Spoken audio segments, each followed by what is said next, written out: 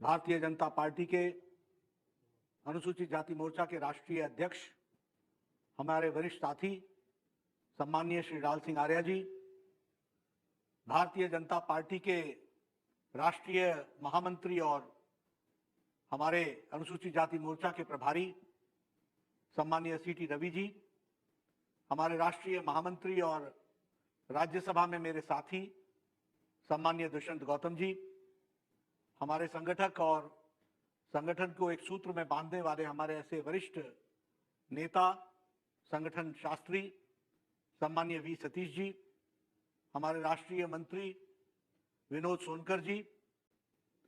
मेरा यह सौभाग्य है कि मुझे आप सब लोगों के साथ वर्चुअली जुड़ने का मौका मिला है और आप सब लोग जो अनुसूचित जाति मोर्चा के माध्यम से समाज की सेवा कर रहे हैं, उसके मंथन के लिए आप सब एकत्र आए हैं, उसमें मुझे भी वर्चुअली जुड़ने का सौभाग्य प्राप्त हुआ है। मेरी इच्छा थी कि मैं खुद आप सबके बीच में आऊं और वाराणसी में आप सबके साथ मिल करके अनुसूचित जाति मोर्चा के द्वारा चलाए गए कार्यक्रमों के बारे में विस्तृत रूप में विश्लेषण भी करें और आपके द्वारा किए गए कार्यों की सराहना करने का भी मुझे मौका मिलता। हम सब जानते हैं कि देश के यशस्वी प्रधानमंत्री श्री नरेंद्र मोदी जी के नेतृत्व में चल रही केंद्र की भारतीय जनता पार्टी की सरकार के लिए सामाजिक न्याय केवल कहने और सुनने की बात नहीं है, बल्कि यह हमारा एक कमिटमेंट है, यह हमारी श्रद्धा है। हम उन्हीं के सपनों को साकार करने के लिए अथक प्रयास कर रहे हैं।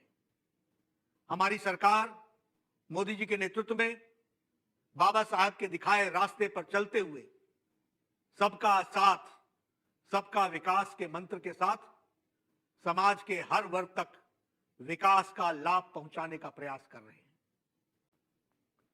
मुझे यह कहते हुए गर्व होता है कि भारतीय जनता पार्टी अगर आज विश्व के सबसे बड़े राजनीतिक दल के रूप में स्थापित हुई है, तो उसका प्रमुख कारण है कि जातिवाद से जर्जर हो चुके समाज में सिर्फ भाजपा ही एकमात्र ऐसी पार्टी थी और है जिसने अपनी स्थापना से लेकर आज दिन तक कभी भी जाति भेद को स्वीकार नहीं किया और न ही कभी जातिवाद की राजनीति की।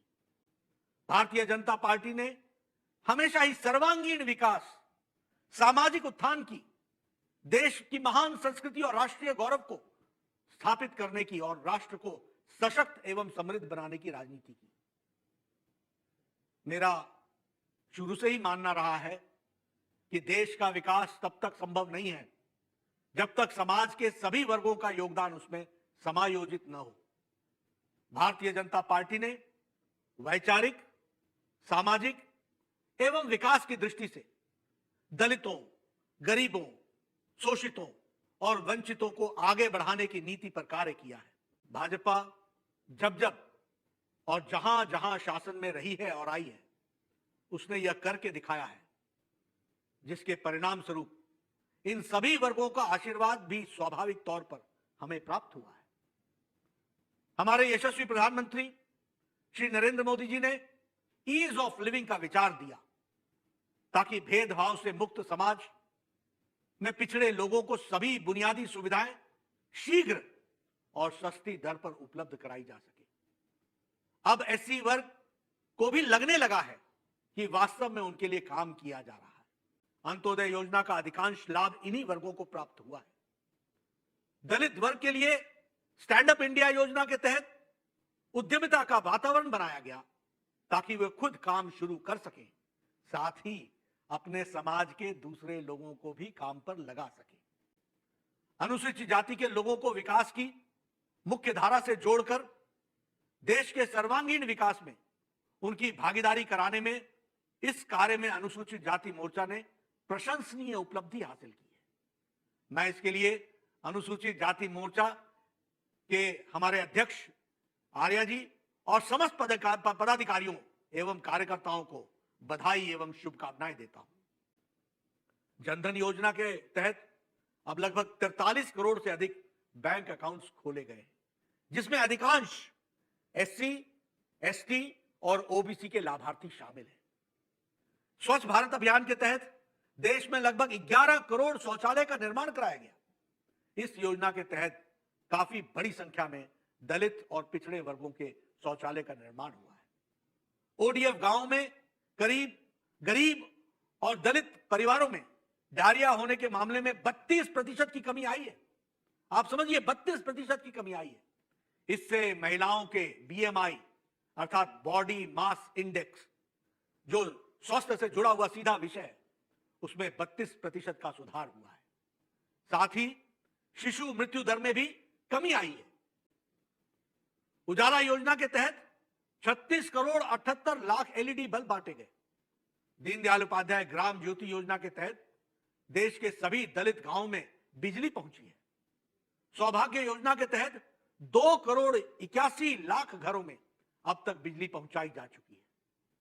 प्रधानमंत्री आवास योजना के तहत लगभग 2 करोड़ पक्के घरों का निर्माण कराया गया है। इससे दलित वर्ग और गरीबों को काफी लाभ हुआ है। उज्ज्वला योजना के तहत 8 करोड़ से अधिक गैस कनेक्शन दिए गए, जिनमें से आधे से अधिक कनेक्शन गरीब दलित परिवारों को दिए गए हैं। देश के लगभग 50 करोड़ लोगों को इस योजना का फायदा पहुंच रहा है। दवाई की कीमत में कमी का लाभ सबसे अधिक एससी, एसटी और ओबीसी को मिला है। जेनरिक दवाओं की बिक्री के लिए पूरे देश में 6000 जन औषधि केंद्र खोले गए हैं, जिससे दलितों और गरीबों को सबसे अधिक फायदा पहुंचा है। प्रधानमंत्री किसान सम्मान निधि के तहत देश में 11 करोड़ 50 लाख लोगों को अधिक किसानों को बैंक अकाउंट में 9 किस्तों में 1.5 लाख करोड़ रुपए से अधिक की राशि पहुंचाई जा चुकी है।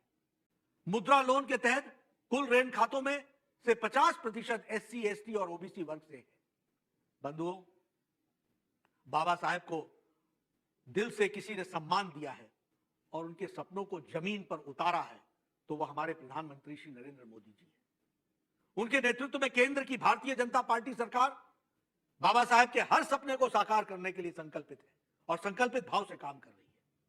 पहली बार श्री नरेंद्र मोदी जी के रूप में किसी प्रधानमंत्री ने भारत रत्न डॉक्टर भीमराव अंबेडकर को उनके जन्म स्थान मध्य प्रदेश के मऊ में श्रद्धांजलि दी। पहली बार 2015 में प्रत्येक वर्ष 14 अप्रैल को समरसता दिवस के रूप में मनाने का निर्णय लिया गया। सामाजिक न्याय की पहल हुई। पहली बार डॉक्टर भीमराव अंबेडकर जी के 125वीं जयंती के अवसर पर 125 रुपए का और 10 रुपए का स्मारक सिक्के जारी किए गए। यह भारतीय जनता पार्टी के सहयोग से चलने वाली केंद्र की सरकार थी, जिसने बाबा साहेब को भारत रत्न से सम्मानित किया था। हमारे प्रधानमंत्री जी ने डिजिटल इंडिया के रूप में देश को बदलने की जो शुरुआत भीम ऐप से की थी, उसे भी उन्हें बाबा साहेब को ही समर्पित किया था। यह हमारी केंद्र की सरकार है जिसने देश रत्न बाबा साहब भीमराव अंबेडकर चिकित्सा सहायता योजना के तहत मुफ्त मेडिकल सुविधा दे रही है। मित्रों, यहां मैं सीएए का जिक्र जरूर करना चाहूंगा। बाबा साहब चाहते थे कि सिटीजन अमेंडमेंट एक्ट के तहत देश के विभाजन के कारण दलित लोग जो पाकिस्तान में रह गए हैं वो भारत आए। मुझे दुख के साथ कहना पड़ रहा है कि आज तक कांग्रेस की सरकारों ने उनके पुनर्वास के लिए कोई कदम नहीं उठाए।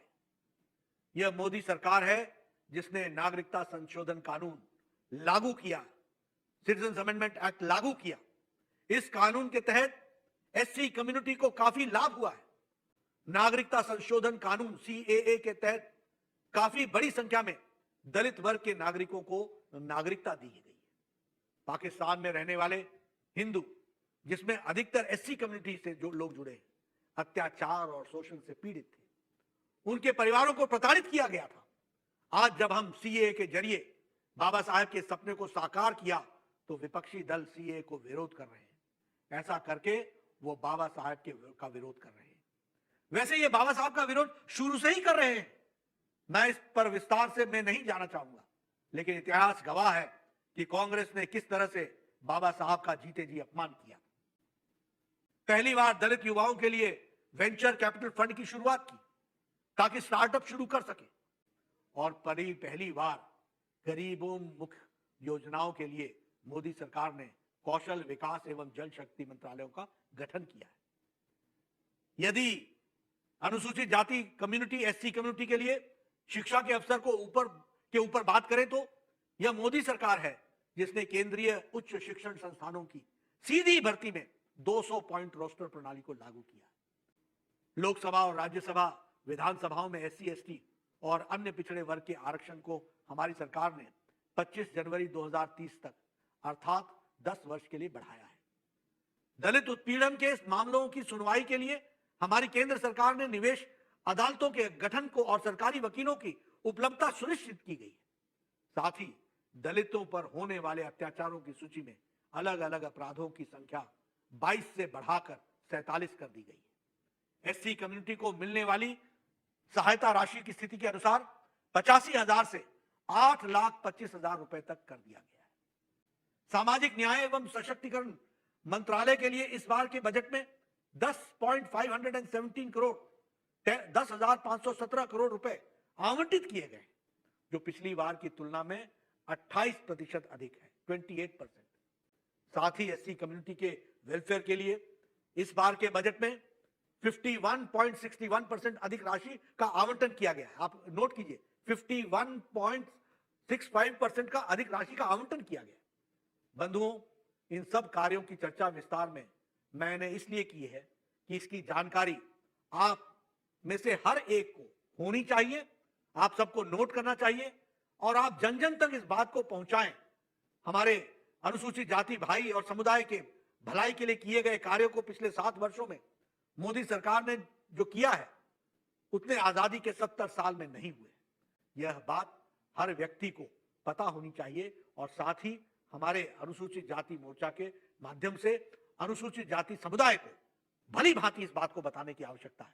और मुझे पूरा विश्वास है आप सब पर, हमें विश्वास है लाल सिंह आर्या जी की टीम पर, पदाधिकारियों पर, कार्यकर्ताओं पर, सभी लोगों पर कि आप जन जन तक इस बात को पहुंचाएंगे कि आजादी के 70 साल बाद पिछले 7 साल में जो काम हुआ है वह काम सही मायने में अनुसूचित जाति समुदाय के लिए हुआ है, एससी कम्युनिटी के लिए हुआ है।